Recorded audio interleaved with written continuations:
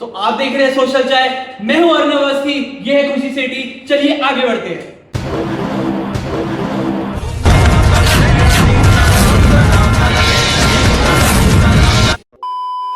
तो यही हाल है आप गवर्नमेंट और दिल्ली के लेफ्टिनेंट गवर्नर का, जो आपस में एक ब्लेम गेम खेल रहे हैं due to the tragedy which happened in Rao coaching institute in old Rajendra नगर।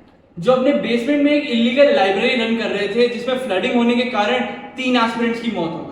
इस सिचुएशन को देखते हुए काफी सारे ऑफिसर्स को सस्पेंड किया गया है and to prevent situations like this in future एक सीलिंग ड्राइव भी कंडक्ट करी गई थी। विकास दिव्या कीर्ति, जो कि एक फेमस स्पीकर है, उनका नाम भी आजकल न्यूज में आ रहा है और उनका ये कहना है कि काफी बड़े नामों को छुपाने के लिए उनका बलि का बकरा बनाया जा रहा है। अभी तक तो आपको नीट स्कैम के बारे में पता चल ही गया होगा, जिसके चलते नीट एग्जाम में काफी सारे बच्चों को ग्रेस मार्क्स दिए गए और बहुत सारे बच्चे इसी वजह से डिसअपॉइंट और निराश हुए। लेकिन अब गवर्नमेंट ने डिसाइड किया है कि वो ये ग्रेस मार्क्स रिमूव कर देगी।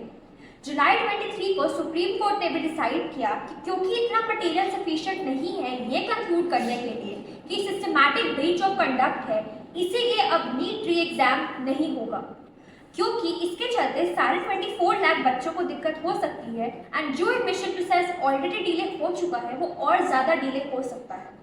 ऑल्दो सीबीआई ने एक्सेप्ट किया कि हजारीबाग और झारखंड के कुछ सेंटर्स में पेपर लीक हुआ था और नए स्कोर्स के अकॉर्डिंग जो परफेक्ट स्कोरर्स थे, यानी 720 आउट ऑफ 720, उनकी संख्या 67 से घटकर सिर्फ 17 रह गई है और हर कैटेगरी के क्रॉस कट ऑफ मार्क्स भी 2 मार्क्स से कम कर दिए गए। देश बचाओ, रिजर्वेशन हटाओ, देश बचाओ, रिजर्वेशन हटाओ, देश बचाओ, रिजर्वेशन हटाओ। तो आइए जानते हैं कि ऐसा क्या हो गया कि देश के यूथ को सड़कों पर उतरना पड़ रहा है और गवर्नमेंट के खिलाफ प्रोटेस्ट करना पड़ रहा है। तो सर कुछ बताइए। अरे सर क्या बताए भाई, ये गवर्नमेंट बिक चुकी है।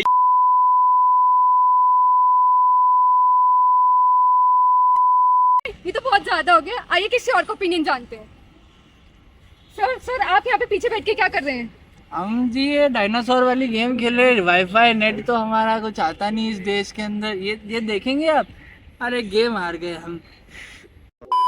बांग्लादेश में वैसे ही जॉब अपॉर्चुनिटीज बहुत कम थी, लेकिन 1971 की वॉर के बाद 1972 में गवर्नमेंट ने डिसाइड किया कि वो ऑलरेडी एग्जिस्टिंग जॉब्स पे रिजर्वेशन लगाएगी एंड ये रिजर्वेशन 56% तक रहेगी, जिसका डिवीजन कुछ इस टाइप का है। 30% में लगा फ्रीडम फाइटर्स को, 10% विमेन को एंड बाकी का 16% आप चार्ट में देख ही सकते हैं।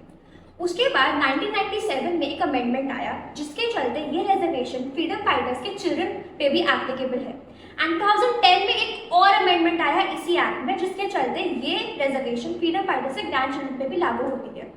अक्टूबर 2018 में काफी सारे प्रोटेस्ट हुए due to this reservation and quota and फिर प्राइम मिनिस्टर हसीना ने सारी रिजर्वेशन डिमोलिश कर दी on first and second class jobs.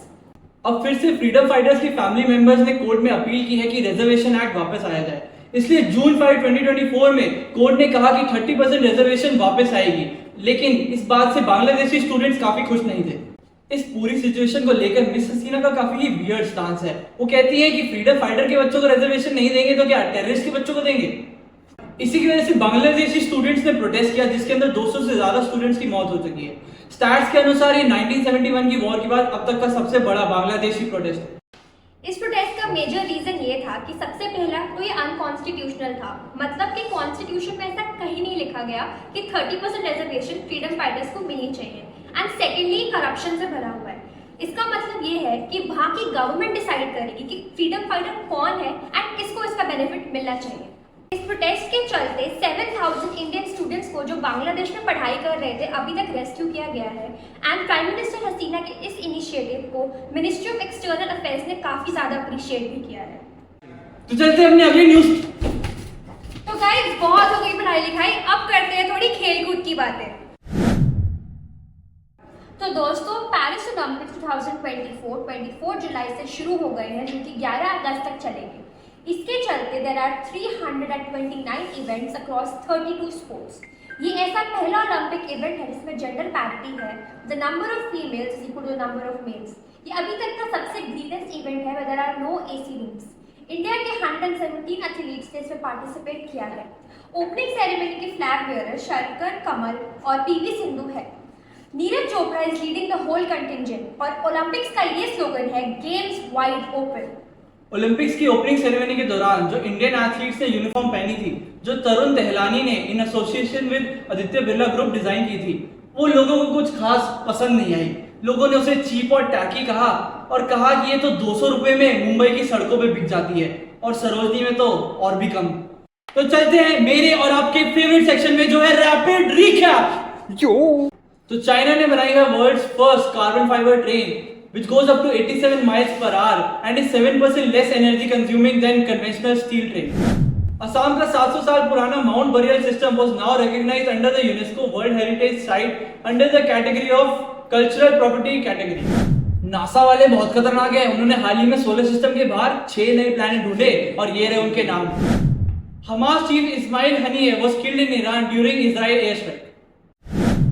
Indian navy warship INS Brahmaputra में आग लगने के कारण वो अब कोलैप्स हो गई है, जिसको बनाने में 6000 करोड़ रुपए लगे थे। तो फाइनली निर्मला सीतारमण ने बजट अनाउंस कर दिया है, जिसके अंदर बिहार और आंध्र प्रदेश को 20 to 30,000 करोड़ रुपीस दिए गए हैं, जो कि दूसरी स्टेटों से काफी ज्यादा है, क्योंकि मोदी जी को अपने मित्रों को भी तो खुश रखना है।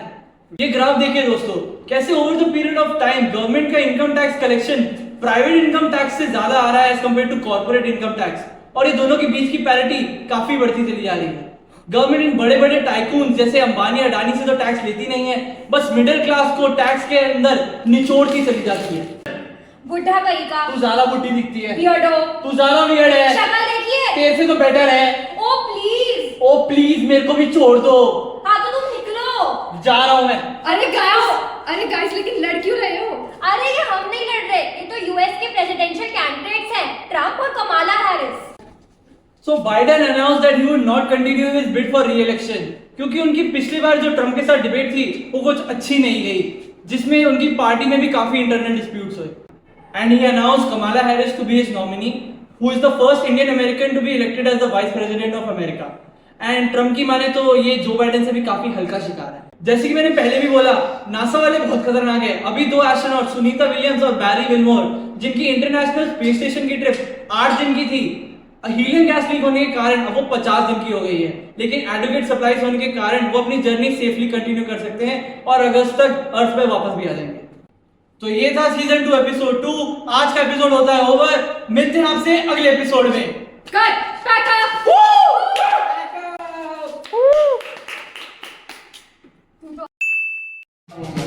हो गया इनका, तो तुम निकालो, कोई और आके अपना ओपिनियन दे सकता है। तो चलते हैं अपनी अगली न्यूज पे। उसको लगी सोशल चाहे मैं और मस्ती, ये खुशी सी थी।